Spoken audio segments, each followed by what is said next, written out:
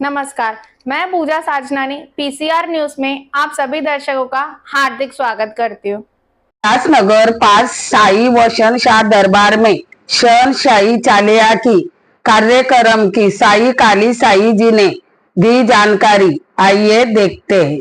परम पवित्र रोड़ी के रहबर सदगुरु साई वसनगोट साहब जी की 130वीं वर्षी महोत्सव पूज्य सदगुरु साई पारूशाह जी की अपार कृपा दृष्टि से, साई आत्माराम साहब जी की दया प्रेरणा से, साई परमानंद साहब की कृपा से साई वसन शाह दरबार आसौतर स्थान सिंध रोहड़ी, साथ ही साथ आसौतर स्थान उल्लासनगर और अन्य शहरों में तारीख 21 अक्टूबर से 29 अक्टूबर तक बड़ी दाम धूम और श्रद्धा प्रेम से मनाई जाएगी।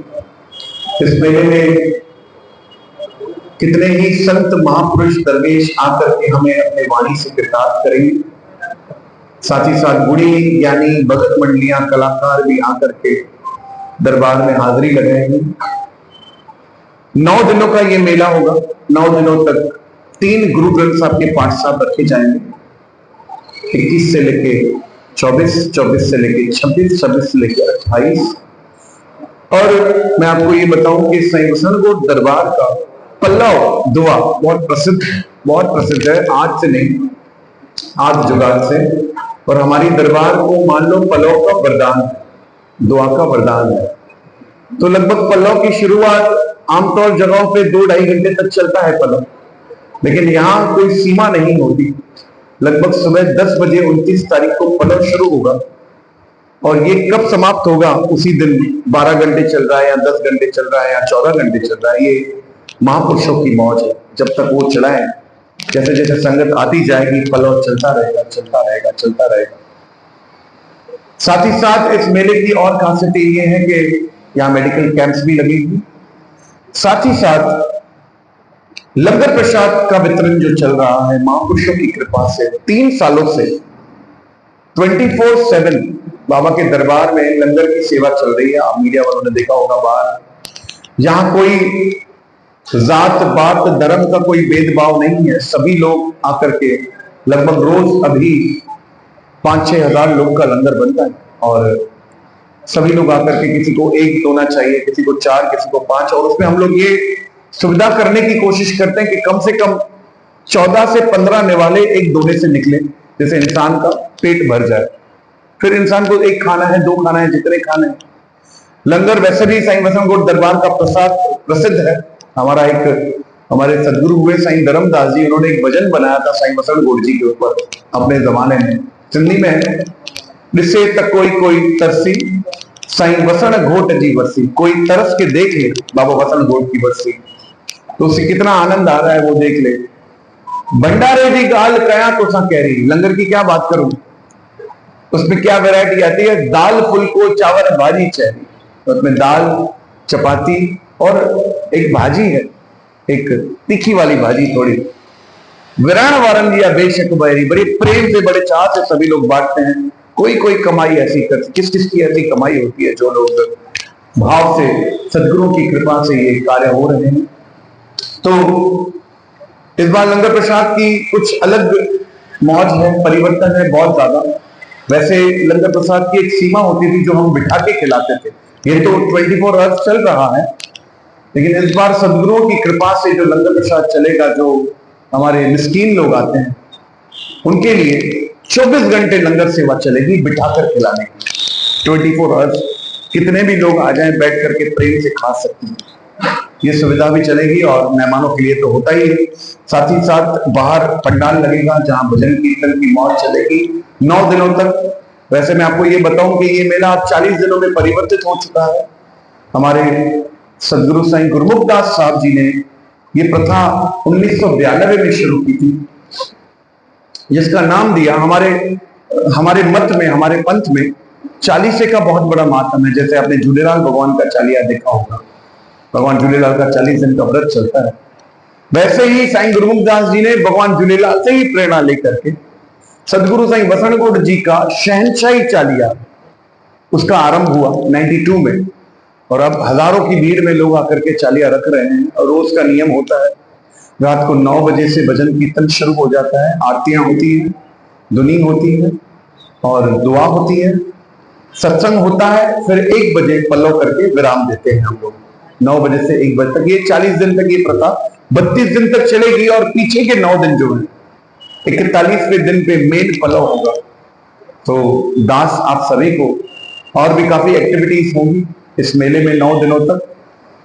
दास आप सभी को हार्दिक निमंत्रण दे रहा है, आप सभी लोग मेले में जरूर पधारें और अपना प्रेम हमेशा दरबार के साथ बनाए रखें। जय जय वसंत शाह, जय जय पारुल शाह, जय झूलेलाल, करोड़ी बार, जय श्री राम। मेरा सवाल है कि सिंध दरबार के बारे में बताएं। सिंध दरबार जैसा अनोखा नजारा पूरी दुनिया में नहीं है। सदगुरुओं ने कृपा की, हम दुनिया घूमे। ये तो हमारे नसीब की बात है कि सिंध प्रांत जो है, अखंड भारत का एक सिंध प्रांत, वो पाकिस्तान में चला गया और हम सिंधियों का जो देश, सिंधु देश जिसको मैं कहूं, वो हमसे चला छूट गया। लेकिन अब भी अगर हम वहां जाते हैं तो मानो हमें दिखाई देता है कि कैसे बाबा बसंतगोड़ जी, बाबा पारू शाह जी इस मट्टी में खेलकर बड़े हुए हैं। कितने संत महात्मा, पीर फकीर, हिंदू मुस्लिम एक होकर के वहां रहते थे। कभी जात पात धर्म का भेदभाव ना रहा। और आज भी मैं आपको बताऊं कि वसंत शाह दरबार सिंध आसाऊ तड़की के 5 पिलर सिंधु दरिया के अंदर है, सिंधु नदी के अंदर है। जिस इंडस रिवर का दर्शन करने लोग लेह लद्दाख जाते हैं, हमारी दरबार सिंधु नदी की गोद में है। और सिंधु नदी का वृतांत गंगा नदी से कम नहीं है, इतना पाक पवित्र वृतांत है उनका। आज भी ये जो लंगर की सेवा आप देख रहे हो कि अभी 3 साल हुए हैं यहां शुरू हुई है। सिंध में रोहड़ी शहर में बाबा का जो दरबार है, 150 सालों से ये प्रथा चलती आ रही है लंगर सेवा की। 24 घंटे अखंड लंगर चलता है वहां। वहां कुछ देखा नहीं जाता कि कौन हिंदू है, कौन मुस्लिम है, कौन सिख है, कौन ईसाई है। दरबार का कुणका, दरबार का दाना सबके लिए है। यहाँ कोई फर्क नहीं, क्योंकि ये दरबार सूफी संतों की दरबार, फकीरों की दरबार है। तो सूफी संतों में कभी ये भेदभाव रखा नहीं जाता, यहाँ प्रेम की बातें होती है। तो सिंध दरबार आज भी उपस्थित है सदगुरुओं की कृपा से। मैं आपको एक बात, छोटी सी कथा बताऊं, बहुत सुंदर कथा है। जब हमारे बड़े पार्टीशन के बाद यहाँ आए तो आप लोग को पता होगा कि सभी लोग क्लेम्स ले रहे थे कि भाई हम अपना शहर छोड़ करके आए हैं, स्थान घर छोड़ करके आए, हमें क्लेम में जगह मिल जाए, पैसे मिल जाए। तो एक क्लेम ऑफिसर था, उस जमाने की बात मैं कर रहा हूं आपसे, ये फकीरों की बढ़ियाई है। एक क्लेम ऑफिसर था जिसका नाम था मिस्टर लालवानी। वो दरबार के परम भक्त। उस क्लेम ऑफिसर ने बिना, उस वक्त गादी नशीन थे बाबा साईं चेतन राम साहब जी, चौथी पातशाही। पहली पातशाही बाबा पारू शाह, दूसरी साईं वसंतगोड़, तीसरी साईं अमरदास, चौथी बाबा चेतन राम। उस क्लेम ऑफिसर ने कि कैसे मैं अपने सदगुरु को खुश करूंगा, सरप्राइज दूंगा। उस जमाने में आप सोचिए त्रिपाठी जी, उस जमाने में 9.5 लाख रुपए का क्लेम पास करवाया था दरबार का। 9.5 लाख रुपए कितने होते हैं? मान लो आज अगर वो 9.5 लाख हमारे सदगुरु ले रहे थे तो पूरा 5 नंबर दरबार का हो जाता था। उस जमाने के हिसाब से बात करें हम 1950s में।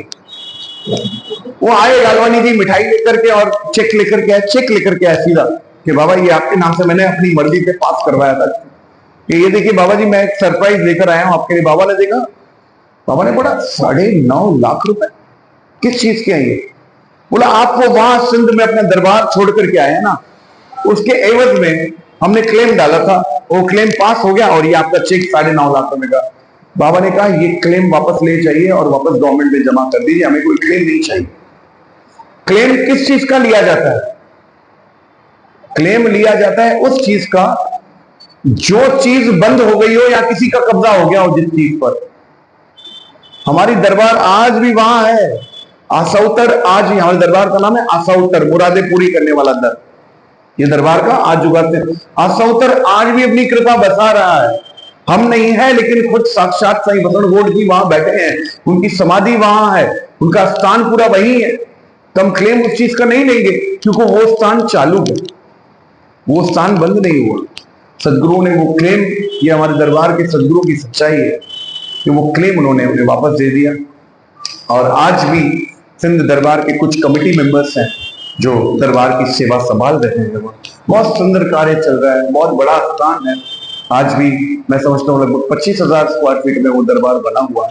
6,000 स्क्वायर फीट में अंदर दरबार है, बाहर प्रांगण है, कमरे बने हुए हैं रहने के लिए। बहुत सुंदर स्थान है। और बस तकलीफ है कि हमारे भाई बैठे हैं, वो बहुत सुंदर सिंधी में एक सचल साईं ने दोहा कहा था, मजहबन मुल्क में मानू मुंझाया। मजहबों ने, धर्म ने, मजहबों ने इंसान को कंफ्यूज कर दिया। के निबड़ी नमाज पढ़ने के मंदिर बसाया। कुछ लोग झुक करके नमाज पढ़ रहे हैं, कुछ मंदिरों में जा रहे हैं, लेकिन सचल साईं फरमाते हैं, बहुत बड़े फकीर हुए, दरवेश हुए, मजहबन मुल्क में मानू मुंझाया, के निबड़ी नमाज पढ़ने के मंदिर बसाया, पर सचल ओडा की ना आया अकुल अवारा इश्क। सचल साईं कह रहे हैं कि इश्क के आगे अक्ल फेल है।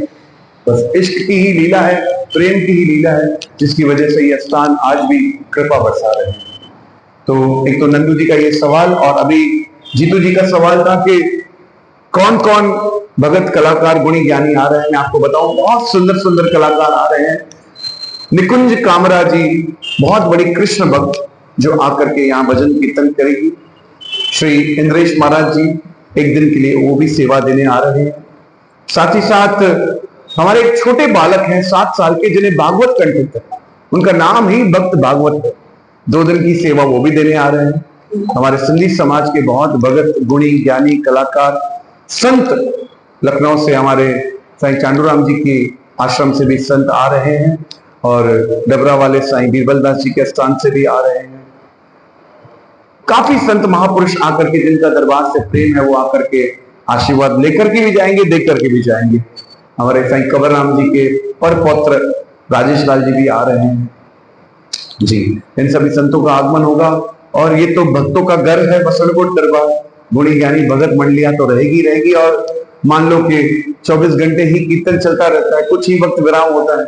रात को 10 बजे से बाहर पंडाल में साउंड प्रूफ पंडाल लगेगा, वहां कीर्तन शुरू हो जाएगा। कब तक चलेगा ये पता नहीं।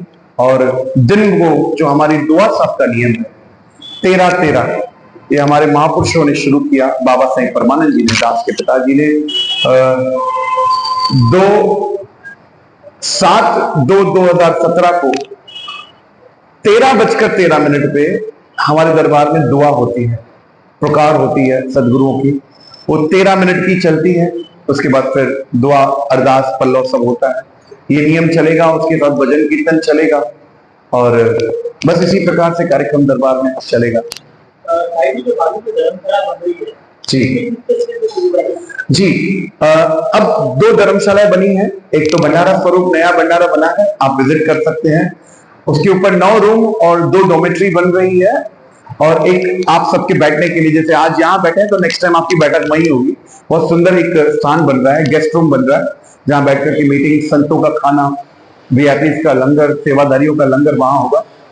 और जो भवन बन रहा है, ये एक मिशन है, एसवीएस मिशन, जिसमें हमारी बहुत सारी प्लानिंग्स है, लेकिन अब मैं कहूंगा नहीं, आगे आपको जरूर बताया जाएगा। फिलहाल इसमें 70 गैयों की गौशाला बन रही है, और ऊपर से 61 रूम बन रहे हैं, जिसमें 50 नॉर्मल रूम है, एसी रूम सभी, और 55 नॉर्मल रूम एसी रूम है, और 6 स्वीट रूम है।